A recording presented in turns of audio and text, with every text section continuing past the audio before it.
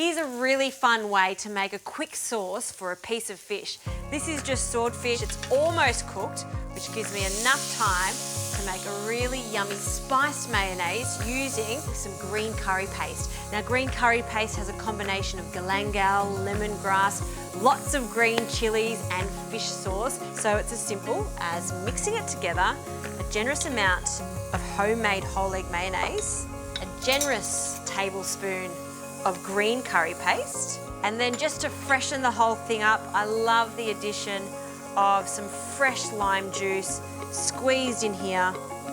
And then this ginger is so fresh and so young, I'm not even going to peel it. I'm just going to freshly grate it into our very fancy mayonnaise. Plenty.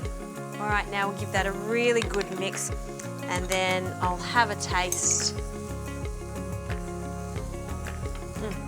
That is just perfect. All right, let's serve this up.